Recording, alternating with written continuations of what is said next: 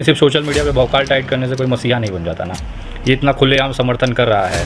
मैं पूछना चाहता हूँ आपके वीडियो के माध्यम से, क्या महात्मा गांधी की हत्या को जश्न मनाने का आप समर्थन करते हैं? इतने बड़े कलाकार करेगा ये आदमी, इसके पिछवाड़े दम है लिख दे कि मैं मनीष कश्यप के कृत्यों का समर्थन करता हूँ। ये कलाकार लोग हैं, हर ट्वीट का पैसा लेते हैं। वो पैसा पहुँचा यहाँ टन से ट्वीट हुई।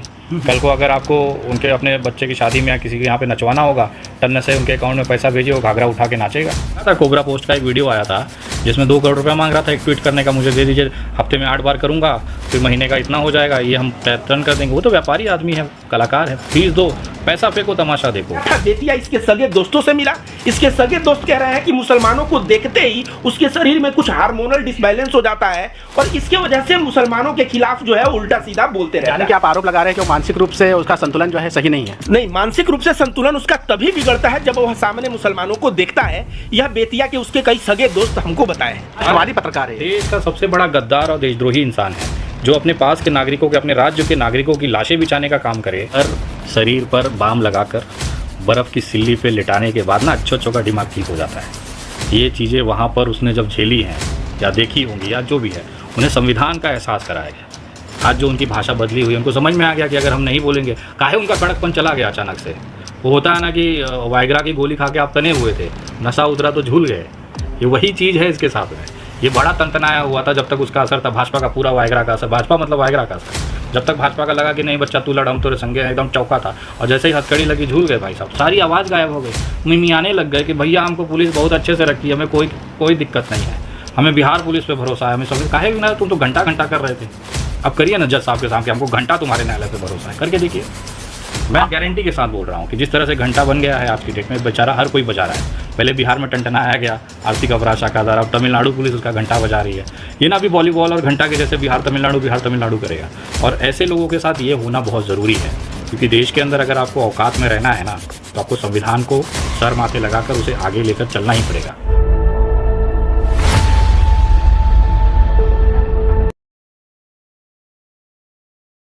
नमस्कार साथियों, आज हमारे साथ सोशल मीडिया के 2 धुरंधर यहाँ पर मौजूद हैं। एक का नाम विनय दुबे है और दूसरे का नाम है रविकांत भारती। और आज जो हम चर्चा करने वाले हैं, मनीष कश्यप के ताल्लुक से चर्चा करेंगे कि जिस प्रकार से उनके ऊपर NSA लगाया गया, और NSA लगाने के बाद एक तरफ देश के कई नागरिक जो है कह रहे हैं कि ये जो कार्रवाई हो रही है उनके किए गए कुकर्मों का परिणाम है। वहीं दूसरी तरफ जो है बॉलीवुड के एक बहुत बड़े एक्टर है सोनू सूद, उनके समर्थन में खड़े नज़र आ रहे हैं। तो आज हम बात करेंगे सामाजिक कार्यकर्ता रविकांत भारती जी से और सामाजिक कार्यकर्ता विनय दुबे जी से कि वो इस मुद्दे के ऊपर क्या अपनी राय रखते हैं। तो सबसे पहले मेरा जो सवाल है वो विनय दुबे जी से है, क्योंकि इनका जो इन्होंने नया नाम दिया था, एक ने नाम दिया था चड्डी छाप पत्रकार और दूसरे ने नाम दिया बवासीर ऑफ बिहार। उसने जो कारनामे किए थे उसके अंजाम तक पहुँचा दिया है। लेकिन बहुत सारे लोग जो है आज भी उनके समर्थन में खड़े हैं और बॉलीवुड का एक बहुत बड़ा एक्टर उनके समर्थन में आ गया है। कौन है बॉलीवुड का बड़ा एक्टर? सोनू सूद बॉलीवुड का बड़ा एक्टर है जी। 4 पिक्चरें नहीं चलती उसकी, वो लोगों से डोनेशन लेके काम कर रहा है, सब करते हैं, लेकिन उसको इस तरह से बड़ा मत बताइए ना।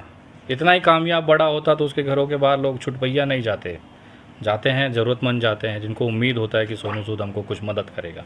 लेकिन सिर्फ सोशल मीडिया पे भौकाल टाइट करने से कोई मसीहा नहीं बन जाता ना। ये इतना खुलेआम समर्थन कर रहा है। मैं पूछना चाहता हूँ आपके वीडियो के माध्यम से, क्या महात्मा गांधी की हत्या को जश्न मनाने का आप समर्थन करते हैं? इतने बड़े कलाकार करेगा ये आदमी, इसके पिछवाड़े दम है लिख दे कि मैं मनीष कश्यप के कृत्यों का समर्थन करता हूँ। उसने एक दोस्ती निभाने के लिए, या एक तरह से मुझे ऐसा लगता है कि वह कलाकार आदमी है।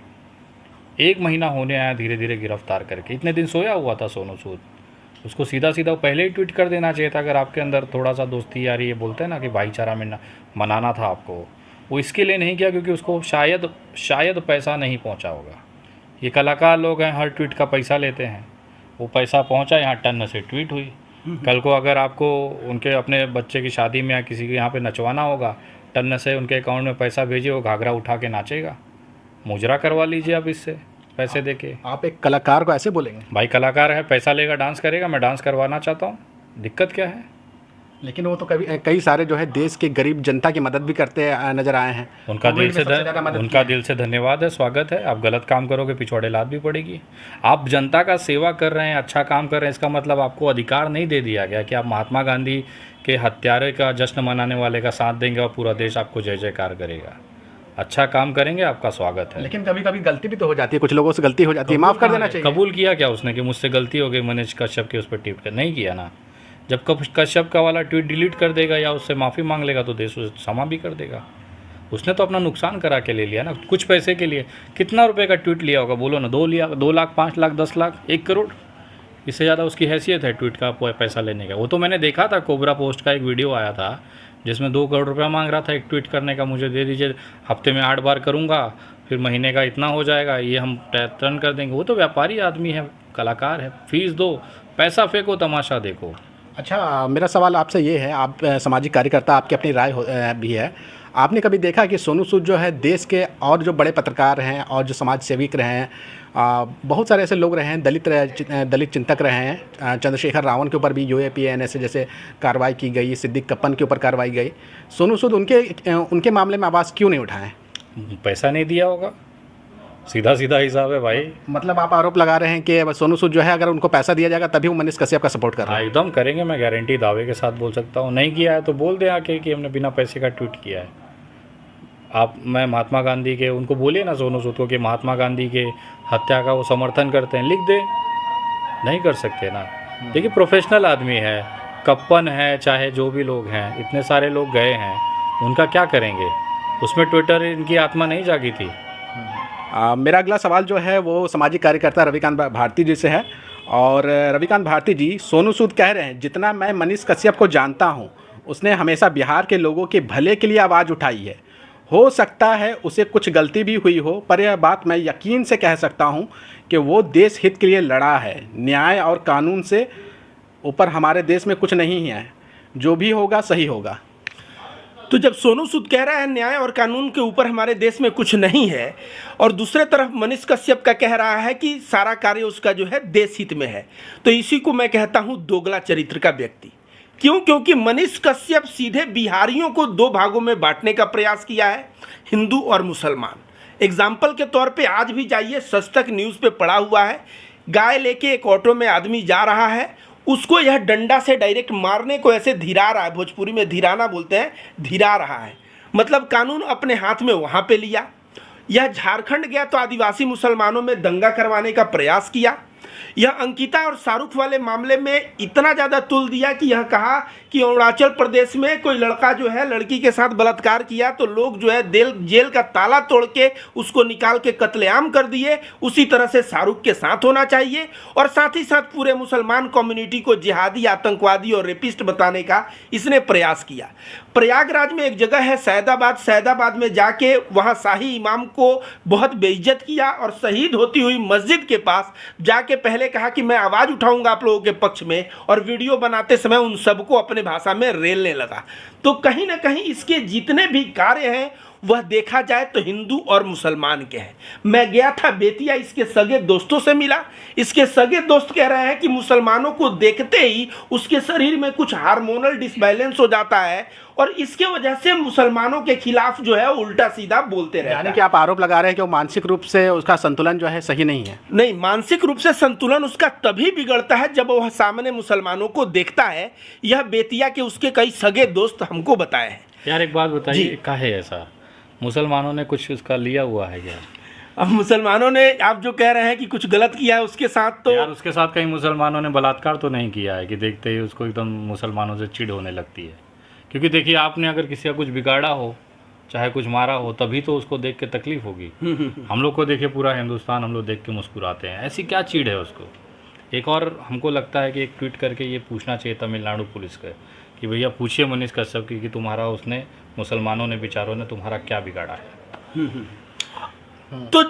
तो जिस तरह से बिहार को हिंदू मुस्लिम का यह रंग देने का प्रयास किया, इस देश में सब कुछ मंजूर है, लेकिन देश के नागरिकों को बांटना यह जो है सबसे गलत कार्य है, और संविधान के खिलाफ सबसे गलत कार्य यही है। संविधान सभी नागरिकों को एक समान अधिकार देता है। तो मनीष कश्यप जो कार्य किया वह कार्य बहुत ज़्यादा गलत था, लेकिन सोनू सूद मनीष कश्यप को अपने गोद में बैठा के पहले बिहार में घुमा, उसके बाद फिर मनीष कश्यप को सपोर्ट कर रहा है। कहीं ना कहीं सोनू सूद राजनीति करना चाहता है बिहार में, लेकिन मैं बता दूं, बिहार की धरती बुद्ध और महावीर की धरती है। यहाँ पे अहिंसा और सत्य का पाठ पढ़ाया जाता है, हिंसा का कोई स्थान नहीं। अगर सोनू सूद, मनीष कश्यप जो इस तरह का चरित्र का आदमी है उसका समर्थन करता है तो बिहारी भी अब सोनू सूद को सही में बाइकआउट करेगा और विरोध करेगा और बिहार आने नहीं देगा सोनू सूद को, क्योंकि बिहार जो है ना सब लोग वहां मिल के रहना जानते हैं। लालू प्रसाद यादव का भाषण आपको याद है जिसमें लालू प्रसाद यादव बोले थे कि जब आदमी ही नहीं रहेगा तो मस्जिद में नमाज कौन पढ़ेगा, मंदिर में घंटा कौन बजाएगा, तो आदमी का रहना जरूरी है। तो यह लालू प्रसाद यादव की जमीन है। यहाँ पे जो है संघी मानसिकता का जो सीधे तौर पे हिंदू मुस्लिम का नफरत फैला रहा है, वैसे मानसिकता का समर्थन करने का परिणाम क्या होता है यह सोनू सूद को पता चल जाएगा और बिहारी पता लगा देंगे कि बिहार के लोगों को बांटने का परिणाम के समर्थन में उतरने पे क्या होता है। मनीष कश्यप जो है और उनके जो समर्थक हैं, मनीष कश्यप खुद भी कहता है कि मैंने बिहार के लोगों की आवाज़ उठाई, बिहार के मजदूरों की आवाज़ उठाई, इसलिए मुझ पर कार्रवाई हो गई है। देखिए, बिहार के लोगों पे जो आवाज़ उठाई तो क्या मैं यह पूछना चाहता हूं कि बिहार में रहने वाले मुसलमान क्या बिहारी नहीं है? अगर बिहारी हैं तो वह मुसलमानों के खिलाफ जो भद्दा कमेंट करता है वह भद्दा कमेंट क्यों करता है? तो जो आदमी बिहार को बिहारी नहीं देख के बिहारियों में हिंदू और मुसलमान देखता है, ऐसे व्यक्ति, महात्मा गांधी का आपको पता है, महात्मा गांधी को कहता है उनके मृत्यु पे हम लोग मिठाई बांटते हैं। आपको बता दें, जश्न मनाते हैं। आपको बता दें, आरएसएस को पटेल ने बैन किया था तो इसलिए बैन किया था क्योंकि आरएसएस के लोग महात्मा गांधी की हत्या के बाद मिठाई बांटते हुए, लड्डू बांटते हुए कई जगह जो है यह खबरें आई और तब पटेल ने आरएसएस को बैन किया। कारण जान लीजिए। तो जो उस वक्त आरएसएस को बैन किया गया वही बात यह गा रहा है कि महात्मा गांधी के जो हत्या पे हम मिठाई बांटते हैं। तो ऐसे लोग समझिए गांधी से नफरत क्यों करते हैं? क्योंकि गांधी हिंदू और मुस्लिम एकता चाहते थे। यह बड़ा दुर्भाग्य का बात है हमारे देश में। गांधी को जो दलित तबका है वह कहता है हमारे खिलाफ थे, क्योंकि वह गीता लेके घूमते थे और गीता में दलित विरोधी बात लिखा हुआ है, दलित तबका कहता है। और जो गांधी को ब्राह्मण थे वो ब्राह्मण कहते थे, हरिजन हरिजन किए रहते हैं दिन भर। हरिजनों को अधिकार और छुआछूत मिटाने के लिए पद यात्रा 3 साल की, 1933 से 1937 4 साल पद यात्रा किए। तो गांधी को हरिजन भी गाली देता है कि यह ब्राह्मण के सपोर्टर रहे हैं, ब्राह्मण गाली देता है हरिजन के सपोर्टर रहे हैं, हिंदू गाली देता है कि यह मुसलमानों के समर्थक रहे हैं और मुसलमान गाली देता है कि यह हिंदू के समर्थक रहे हैं।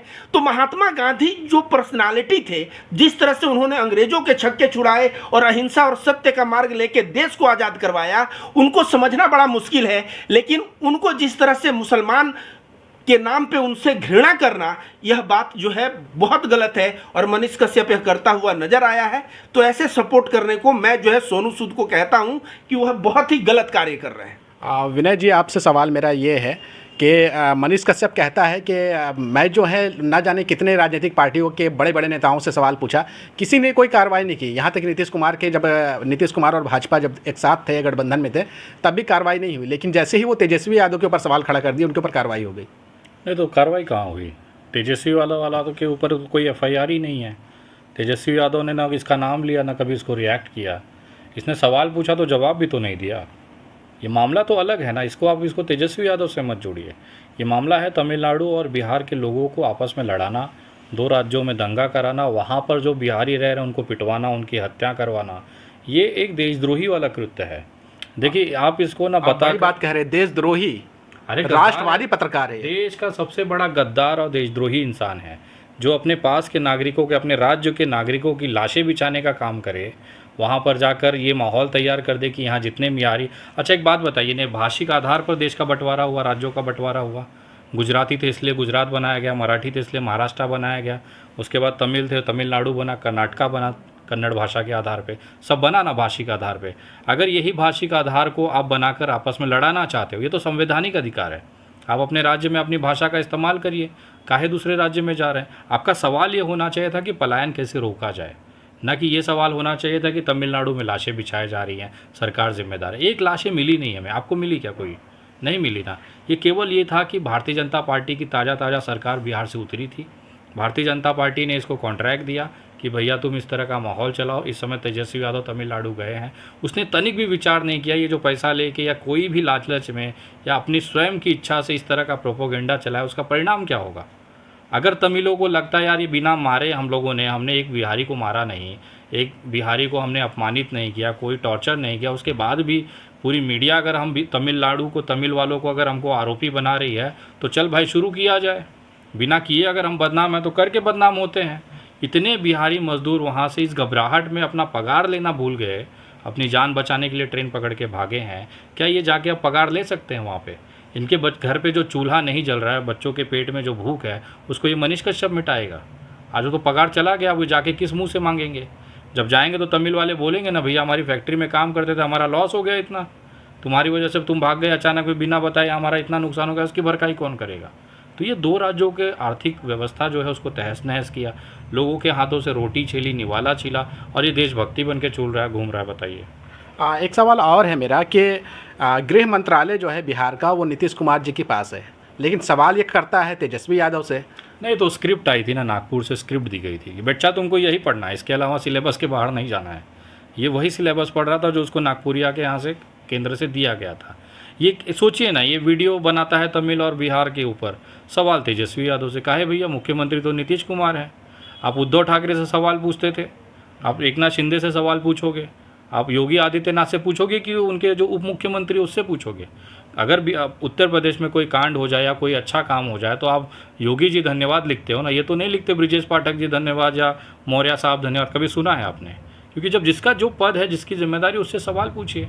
ये तो कॉन्ट्रैक्ट जो दिया गया था इसको कि भैया आपको तेजस्वी को टारगेट करना है, उसका रीज़न था लोकसभा चुनाव आ रहे हैं, तेजस्वी यादव की जो पॉपुलैरिटी है, उसके बाद जेडीयू का जो गठबंधन है, कहीं ना कहीं भावी के मुख्यमंत्री के तौर पर लोग उसे देख रहे थे।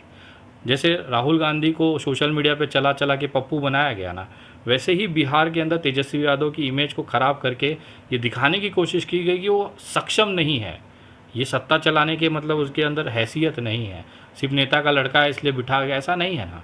वो इतने दिन से चला आ रहा है। पीएमसीएच की आज हालत देखिए, पुरानी जर्जर बिल्डिंग थी ना आज 20 साल से, यही गया था ना रात में इंस्पेक्शन करके पूरा तुड़वा के नया बनवा रहा है। देखिए, काम को आपको समय देना पड़ेगा। आप कहते हैं ना अभी अभी मोदी जी आए हैं कैसे पूरा काम कर लेंगे, उनको कम से कम 10 साल दीजिए। 9 साल होने आया, कोई विकास दिखा? सिर्फ शौचालय बने हैं। अभी भी लोग कह रहे हैं कि नहीं अभी समय कम है, थोड़ा और समय दीजिए, विश्व गुरु बन जाएंगे। अब योगी मोदी के लिए समय मांग सकते हो 10 साल, लेकिन अगर 2 महीना 3 महीना बने सरकार हुआ तेजस्वी से सवाल पूछोगे। तो ये पूरा स्क्रिप्टेड था, बीजेपी ने जो उससे कराया। मुझे तो ऐसे लोगों पे तरस आता है जो कुछ पैसों के लिए अपना कुर्बानी दे दिए। आज कौन सा भारतीय जनता, इतनी बड़ी पार्टी है, विश्व की सबसे बड़ी ताकतवर पार्टी है, पैसे के मामले में इनका कोई हाथ नहीं पकड़ पाता? क्या इनके पास एक ढंग का एडवोकेट नहीं है जो इसका केस लड़ सके? इसने अपना काम करवा लिया, वो बोलते हैं ना, मेरी भाषा में इसको कॉन्डोम बोलते हैं, निरोध। मनीष कश्यप तो निरोध बनाया गया, जब तक थे तब तक मजबूती से थे, जैसे ही काम भारी हुआ संडास में फेंक दिए गए।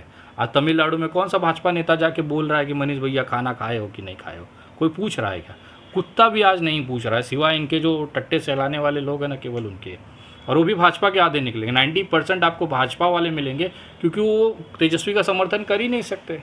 तेजस्वी कहेंगे कि नहीं मैं संडास करने के बाद हाथ धोऊंगा, तो वहाँ के भाजपा कहेंगे नहीं हम तो चाटेंगे।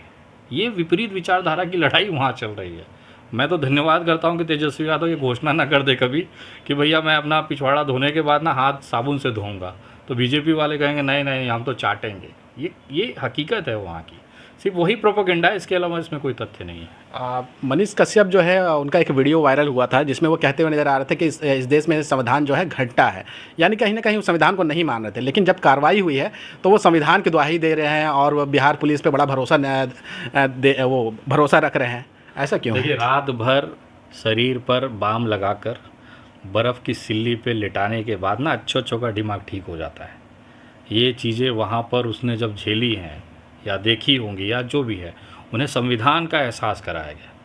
आज जो उनकी भाषा बदली हुई, उनको समझ में आ गया कि अगर हम नहीं बोलेंगे, काहे उनका कड़कपन चला गया अचानक से। वो होता है ना कि वायग्रा की गोली खा के आप तने हुए थे, नशा उतरा तो झूल गए। ये वही चीज़ है इसके साथ में। ये बड़ा तनतनाया हुआ था जब तक उसका असर था, भाजपा का पूरा वायग्रा का असर, भाजपा मतलब वायग्रा का असर। जब तक भाजपा का लगा कि नहीं बच्चा तू लड़, हम तो संगे हैं, एकदम चौका था। और जैसे ही हथकड़ी लगी झूल गए भाई साहब, सारी आवाज़ गायब हो गई। मिमियाने लग गए कि भैया हमको पुलिस बहुत अच्छे से रखी, हमें कोई दिक्कत नहीं है, हमें बिहार पुलिस पे भरोसा है, हमें समझ। काहे भी ना, तुम तो घंटा कर रहे थे, अब करिए ना जज साहब के सामने, हमको घंटा तुम्हारे न्यायालय पे भरोसा है, करके देखिए। मैं गारंटी के साथ बोल रहा हूँ कि जिस तरह से घंटा बन गया है आज की डेट में, बेचारा हर कोई बजा रहा है। पहले बिहार में टनटनाया गया आर्थिक अपराध शाखा द्वारा, अब तमिलनाडु पुलिस उसका घंटा बजा रही है। ये ना भी वॉलीबॉल और घंटा के जैसे बिहार तमिलनाडु करेगा। और ऐसे लोगों के साथ ये होना बहुत ज़रूरी है, क्योंकि देश के अंदर अगर आपको औकात में रहना है ना, तो आपको संविधान को सर माथे लगाकर उसे आगे लेकर चलना ही पड़ेगा। और अगर आपकी औकात होगी, आप संविधान से ज़रा हट के देखिए, आज बैठा है ना वहाँ पे तमिलनाडु में, सुबह सुबह इडली डोसा, शाम को इडली डोसा, यही होना है। आपको क्या लगता है कि इसके पीछे एक राजनीति थी क्या? कुछ राजनीतिक ताकत जो थी वो बिहार को अस्थिर करना चाहती थी, जिसने मोहरा चुना एक पत्रकार को, और वो मोहरा जो है फंस गया है, और आज वो राजनीतिक ताकत जो है उसके साथ खड़ी नज़र नहीं आ रही है। देखिए, ये पूरा कांड जो है, मैं दावे के साथ बोल रहा हूँ, अगर इसकी निष्पक्ष जांच की जाए ना, तो मनीष कश्यप तो केवल मोहरा है। इसका असली जो मास्टरमाइंड है वो बीजेपी बिहार वाले हैं, जिन्होंने केवल तेजस्वी को और सरकार को अस्थिर करने के लिए एक छोटा सा ट्रेंड चलाया था। जैसे ही वहाँ केक खाने गए तो उनको क्या लगा कि ये 2 दिन की बात है, 2 दिन का इनका दौरा है, तब तक घेर लेंगे। और उसी में एक मोहरा इनको चाहिए था जो इस आग में घी डालने का काम करे। तो इनको मिल गया मनीष कश्यप, इसको भी हीरो बनने का था। इसको बोला गया कि बच्ची तू जरा इसमें आग लगा, तुमको हम अगला विधानसभा का टिकट दे देंगे। सिर्फ इतना ही बोलना है, पैसे की तो बात साइड कर दी है। इतने पे ही एक घाघरा उठा के नाचने लग गया कि मारा मारा मारा करके। और इसने ये जो पूरा कांड हुआ है ना, इसके पीछे भी भारतीय जनता पार्टी 110% है, क्योंकि सबसे बड़ा नुकसान वही हुआ है। लेकिन आज के समय में एक अच्छा खासा वक्ता, मेरे हिसाब से भले मनीष कश्यप चाहे जो भी चीज़ें हो, एक अच्छा वक्ता था, अच्छा बात कर सकता था, लेकिन उसने सूअर जैसा गू खाना ही पसंद किया। तो जो गंदगी फैलाएगा तो पिंजरे में तो जाएगा ही सर। रविकांत भारती जी, आप कैसे देखते हैं कि जो पत्रकार एक समय में संविधान को गाली देता था, संविधान को नहीं मानता था, आज वो संविधान की दुहाई दे रहा है? देखिए, संविधान को नहीं मानना जो है ना कहीं मैं बार बार एक ही बात कहता हूँ, यह जो है जाके जो ज्ञान लिया है, जो चड्डी छाप मैं इसको कहता हूँ, वहाँ पे ये बताया ही गया है कि संविधान जो है अधूरा है। आपको एग्जाम्पल के तौर पे मैं बता दूं कि जो गोलवालकर जी थे, जब बन गया था झंडा, तो गोलवालकर कहता है कि 3 रंग का झंडा है, अशुभ होगा। जो है हिंदू कभी इस झंडे को नहीं अपनाएगा, हिंदू भगवा झंडे को अपनाएगा। कहीं ना कहीं जब संविधान में महिलाओं को अधिकार मिला, हिंदू कोड बिल के खिलाफ संघियों ने जो है फूका संविधान को, क्योंकि उसमें महिलाओं को बराबरी का अधिकार मिला। तो ये समझिए, जो मनीष कश्यप था वह एक पत्रकार नहीं था, वह एक विचारधारा का प्रचारक था, और उस विचारधारा के अनुसार जो है संविधान बदलने का प्रयास, और जो संविधान है उसको संविधान न मानने का प्रयास, ऐसे जो है इतिहास में देखा गया है। और इसीलिए ये भी जो है उसी की दुहाई देते हुए ये बोल रहे थे संविधान घंटा है। लेकिन मैं अक्सर कहता हूं कि संविधान के समक्ष जो पड़ जाएंगे उनका जो है होश ठिकाने आ जाएगा, और कहीं ना कहीं गिरफ्तारी हो गई, संविधान के खिलाफ पड़े, और जब गिरफ्तारी हुई तो इनकी जो है सारा का सारा जो ये सब था इनका समाप्त हुआ, और जो है यह लाइन पे आ गए। तो साथियों, ये थे हमारे साथ, नहीं आए हैं, औकात में आए हैं। तो साथियों, ये थे हमारे साथ सामाजिक कार्यकर्ता रविकांत भारती जी और सामाजिक कार्यकर्ता विनय दुबे जी। तो आपका इस वीडियो के ऊपर क्या कहना है, हमें कमेंट करके अपनी राय ज़रूर दीजिएगा।